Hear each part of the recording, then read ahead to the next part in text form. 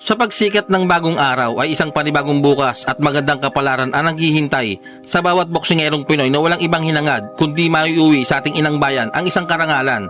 At bagamat halos isang dekada na rin po ang nakakalipas mula nang tapak-tapakan tayo ng mga hapong ito ang lahi ng mga mandirigmang Pinoy sa pakikipagsuntukan sa ibabaw ng parisukat na lona, magmula na maghari sa Bantamweight Division ang tinaguriang monster ng Japan na Oya the Monster Inoue. At ang isa sana sa Pinoy na pwedeng tumapos sa paghahari nitong si Inoue na walang iba kundi ang tinaguriang angas ng Pinas, Janriel Cuadro Alas Casimero, ay tila ba suntok na lang sa buwan kung mangyayari pa.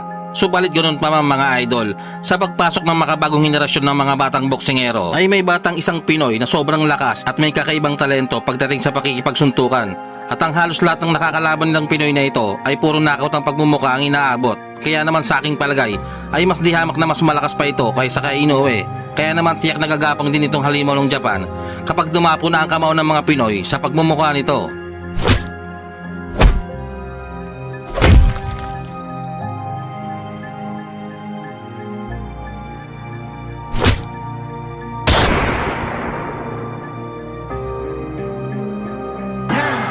And Pagaling is down and he's gone.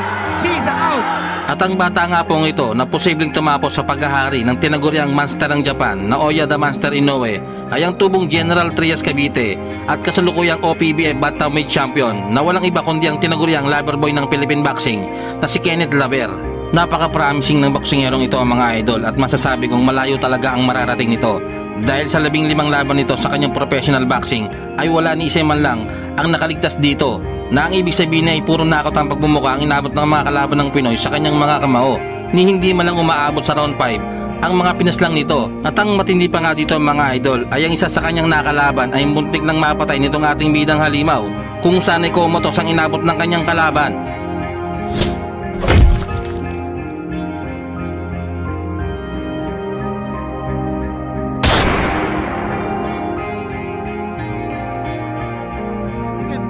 Onto the stretcher.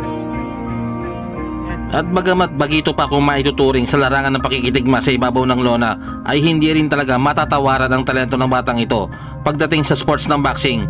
Kaya naman dahil sa talentong dala ng batang Pinoy ay agad itong nabigyan ng isang mabigat na laban at dito niya na yayanagin ang bansang Japan kung saan dalawa sa kababayan ni Inoue ang tinapos ni Kenneth Laver sa pamamagitan ng knockout sa loob lamang ng isang round. Ika-15 ng Disyembre taong 2025 dumayo sa unang pagkakataon sa bansang Japan ang tinaguriang loverboy ng Pinas na si Kenneth Laver.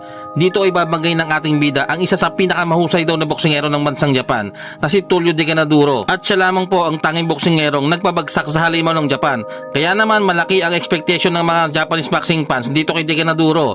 Subalit sa pagsabit ng mismong laban, magugulat silang lahat sa gagawin ng bagitong Pinoy kung saan round 1 lang tatapusin ng Pinoy ang kanilang bakbakan. Center of the ring opens up with a jab. Good opening sequence to para rin hindi makasetup yung kalaban niya from Japan. That is a jab that is straight from Javier. Good setup with the hook. Papasok and down goes Tulio in the very first round, ladies and gentlemen.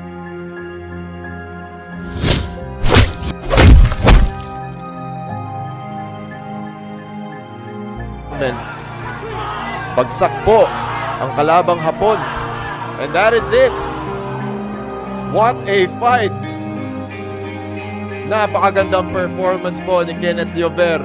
Matapos nga po ang kahindig-hindig na ginawa ng batang Pinoy undefeated prospect sa kababayan ni Oya Inoue, ay isang buwan lamang pinagpahinga ang ating kababayan at muli itong inihain sa isa na namang Japanese fighter upang ipalapad di umano at maiganti daw kuno ang kanilang kababayang Hapon na dinurog ng mandirigmang Pinoy. At as usual mga idol, gaya ng sinabi ng unang Japanese fighter sa kamay ng bagitong Pinoy, ay hindi na pinatagal ni Kenneth Laver ang kanilang laban kung saan round 1 lang tinapos ng Pinoy ang Japanese fighter na ito na talaga namang iginagimbal ni Oya Inoue. 8 pounds. Yeah. Not too bad. Here we go. First round. Knows Japanese opponents. Last fight niya sa Japan din. So, he's really out to impress. Kenneth Laver starting strong. Bad intentions from Yes. Laver. I think sa height difference nila medyo possible talaga mangyari yung mga headbutt. Torihara with a good right. Punches. Landed with a good left over there. In the case of Kenneth Logan naman, he's very relaxed, very patient, very confident dito sa laban ito, which is good. Yeah, he's using his footwork, his in and out, yung in and out, yung labas-pasok niya. But he's really throwing his punches. Oh, with wow. attention. Yes, that's a Wow. good left. Is it? Could this be a preview of good things to come for Kenneth Rivera? It's not over. Hindi na tumitigil si Kenneth Rivera. Wow! Grabe ganda ng solid left hook na binatawan ni Kenneth Lover mga idol.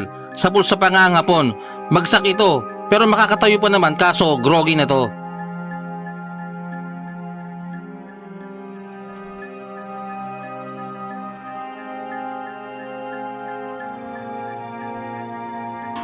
Good. Bilang ulit. That was a clean left. Very clean. Medyo Clean left. Maraming mga oh! 30 Another good seconds. left. That's it. Wow! That's it. Kenneth Rivera. Matapos patulugin ng dalawang Japanese fighter at mapa sa kamay ang OPBF title ng batang prospect na si Kenneth Lover, ay sunod naman itong binangga ang Chinese fighter at kasalukuyang WBA Asia Bantamweight Champion na si Cheng Cheng Yang. Kung sa dalawang hapon ay naging madali lamang ang kanyang naging laban, dito sa Incheck ay talaga namang mapapalaban talaga ng gusto itong ating bidang halimaw. At gaya ng mga naunang laban ng ating kababayan, unang round pa lang animo nakikipagkarera ito ng suntukan. Walang humpay at ang bibilis ng mga kamao nitong si Kenneth Lover mga idol. Pero hindi nagpasindak ang dayong Incheck mga idol dahil nakikipagsabayan ito sa batang Pinoy.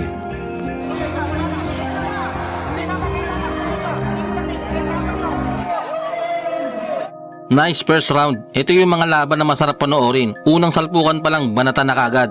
Kaya yung mga tao lintik ang sigawan kala mo na sa palengke eh. Anyway, maganda naman yung unang round ni Kabayan, aggressive attack.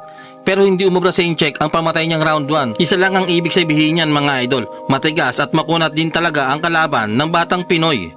Sa pagsisimula ng round 2, medyo naging maingat na si Kabayan. Marahil ay napansin niyang hindi uubra sa kalaban ang ginawa niya sa hapon. Kaya medyo umalalay ito. Pero still consistent pa rin ang bato ng mga jabs nito. Habang ang Incheck naman ang umaatake.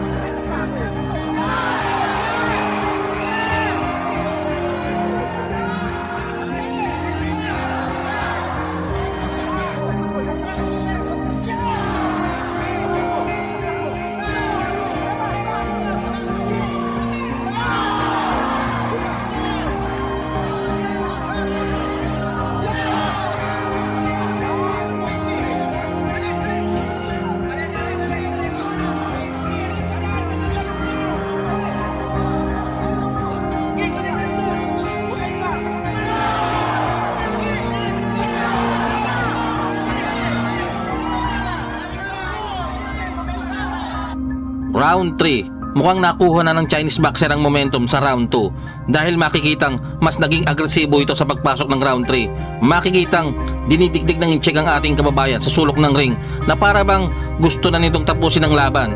Pero maganda naman ang naging tugon dito ng batang Pinoy kung saan nalusutan nito ang mga atake ng kalaban.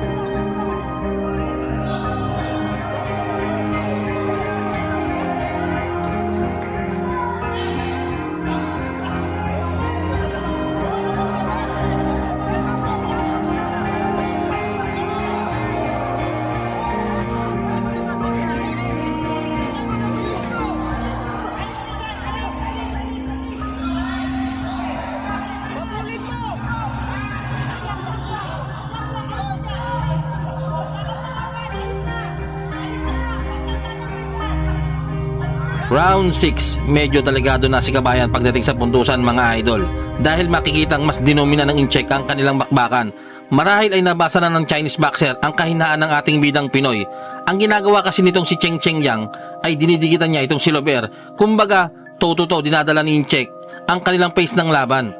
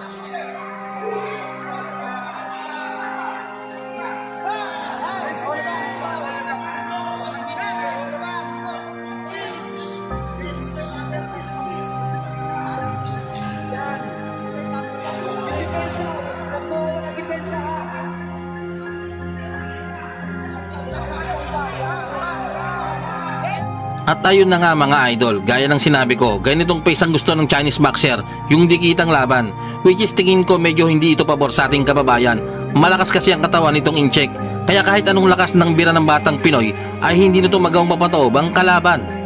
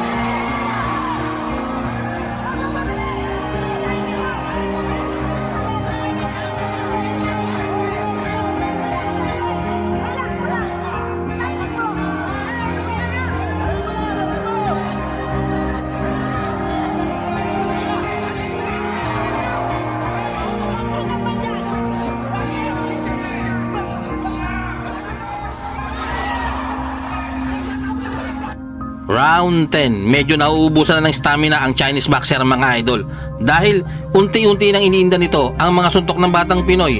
Ang maganda rin sa ginawa nitong si Lober ay alam niya kung paano mag-a-adjust sa ginawang pressure sa kanyang kalaban. Pero sadyang matibay din talaga itong Chinese boxer mga idol, hindi halatang preparado eh.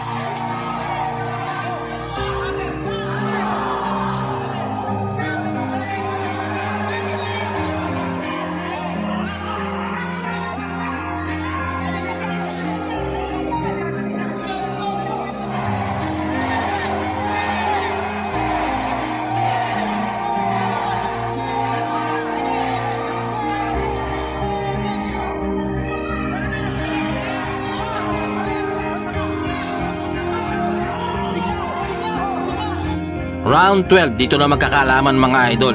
Pero sa aking palagay ay medyo dikit itong kalalabasan ng laban kung aabot man ito sa desisyon. Ibang klase din talaga ang dalang kapangyarihan itong Chinese boxer. Sobrang tibay, ni hindi malang matinag kahit makikitang puro solid ang mga patamang sinasalo nito sa batang Pinoy.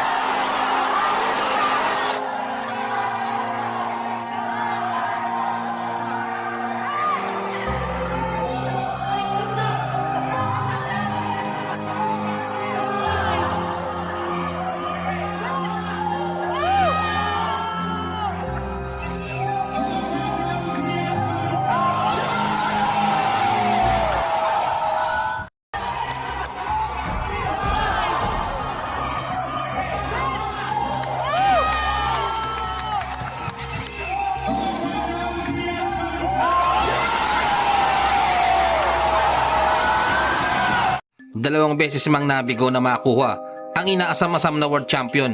Tuloy pa rin sa pagbangon at hindi huminto sa kanyang napiling sports ang tubong Mandawi Cebu City na ngayon naninirahan na sa bansang Amerika na si Mercito No Mercy Gesta.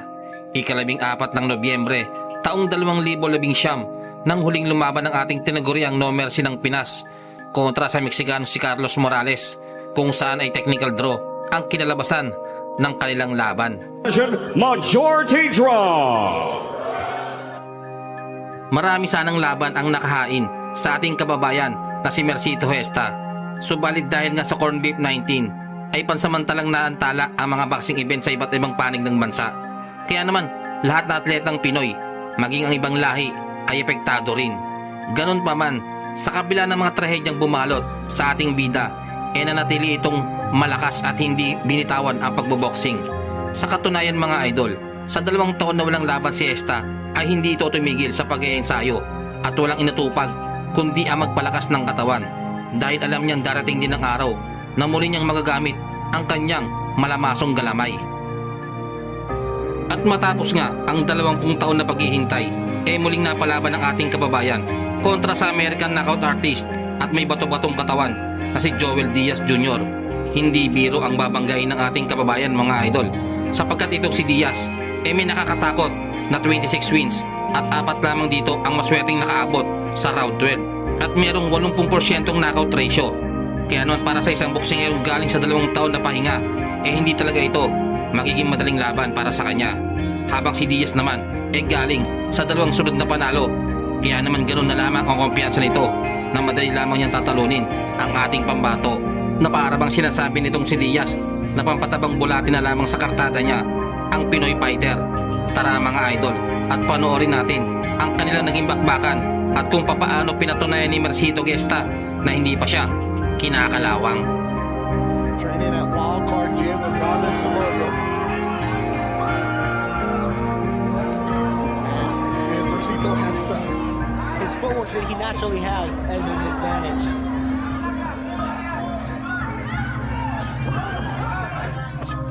Lands a good 1-2. Snapping back the head of Gesta.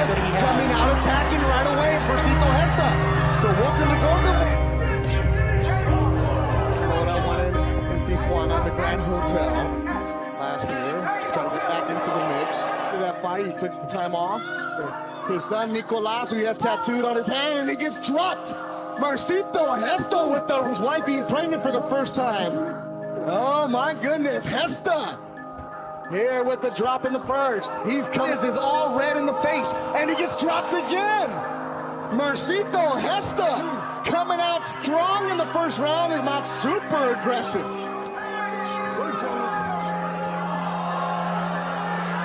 This is not the Marcito.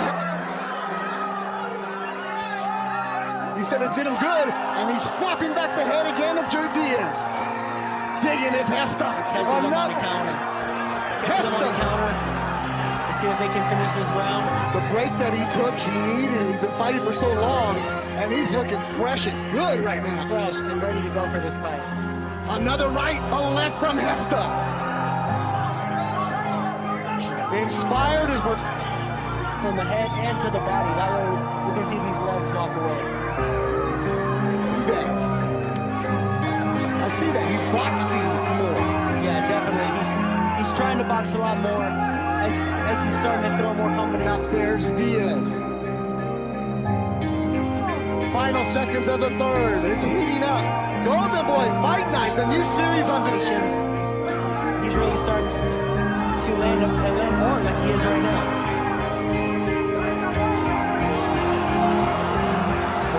Diaz went down in the first. He's in white.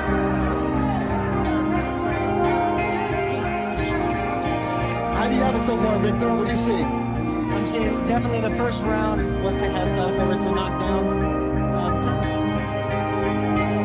Hesta, a 1-2 from Marcito, the southpaw. Guys landing good punches. I get the last round of Diaz. I'm going into this 2 minutes. Yeah, I did. I saw bits and pieces of it. He was looking really sharp, and I'm stumbles forward. Solid left hook from Hesta again. Again from Hesta.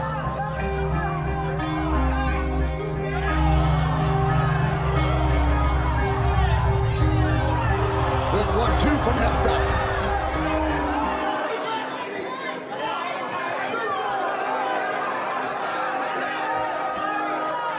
This is more Hesta style. 2 right hands. Right hand hook. Marcito's good at slipping that, stay off the ropes, right? Right. He's a mover. He wants to keep moving. And Diaz is trying to get closer to him. That way he can also land, just like he just did. That one he missed. Because Hesta is catching him in between, and those are the punches that are really hurting Diaz, the ones moving. He needs to make sure he's punching tight. Great work with Marvin Samario, does Marcito Hesta. And Diaz swinging and a miss, and the wild shots, he can't afford to do that. He can't afford to do that. We'll be back here in Indio, May 12th, with Tito Acosta, the main event. Stopped by Juan Antonio Rodriguez at the Avalon Theater in the night from Puerto Rico. That was an upset. And he had to draw the body heel, COVID hit. So over 2. Shout out to Marcito Hesta. Any Filipino that comes in with the Tacos El Gordo sponsorship, you know what's up. That's the San Diego spot.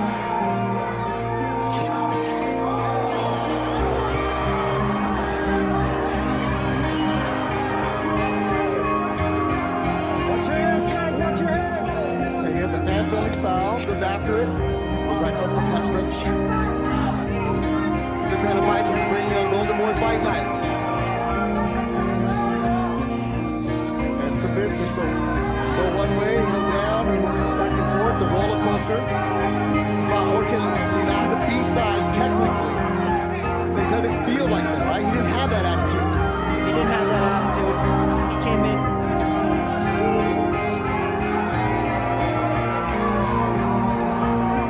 From the left eye of Duales in 2018 at the Forum. Came up short against the Venezolano. Part of the Jersey, New York, Madison Square Garden, Queens, Connecticut. He said he understood the business of the boxing. Work, guys, work. Where you go up, Victor, and you're seeing this as a young undefeated fighter. Everybody's wearing your shirt, everybody's on your side. But what are you gonna kids? His family. And as we said earlier, his son was his motivation to bring him back in. And the punches through 5. You, when you lose, when you get knocked out, where's everybody at? He said after that fight in Fresno, there was nobody there except the white thing. Like, of course they're going to be even at 31%.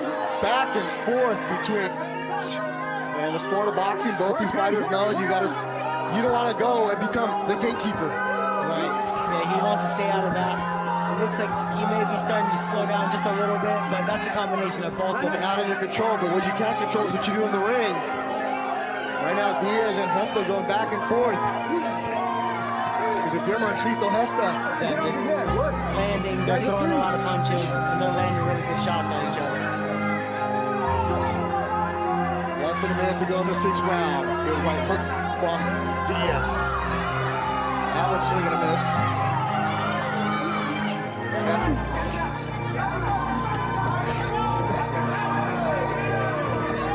And the pace is slowed down, but the shot making the 1-2 takes a deep breath and leans against the ropes. And he's taking another deep breath. Hesta tired. Left eye of Joel Diaz. Blood from his mouth. Hesta bouncing around.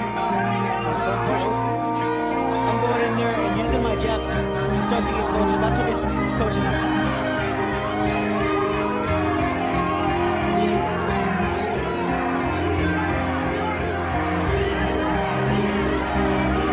his defense tight. That way he's not getting caught on my throat, doing what I do best, and being up, setting up that left hand just like he just did with his jab, and setting those combos back up like he did in the first one. No style, very bouncy. He can land those left hands from a distance, from close, and he makes it awkward. Marcito was bouncing around in the first minute. And Hesta's also starting to mix it up to the body with his right hand too. He's trying to get Joel to bring his hand down, that way he can still land those. Lands some shots. More blood from the mouth of Diaz. He gets tagged with the left. Right hands from Marcito Hesta. A couple shots. Hesta keeping his hands down. He's feeling ready to do that. Could be a combination of he's feeling really confident, and he's starting to feel now that he's in the 7th round. He has a lot. The last round looked like Hesta took it off. This one he's feeling fresh. 1-2 from Hesta. Less than a minute. Too much older, but he does have a lot more experience. He looks like about 7 more years of experience in the ring, and he does take a toll on your body.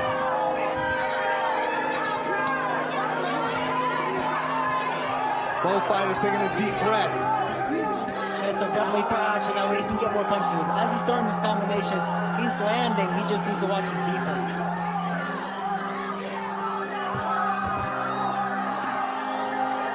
He is trying to sit on his punches, lands a right hand. Hesta says, bring it. Hesta answers with a right of his own. Lands a right, does Hesta. Another right from Hesta.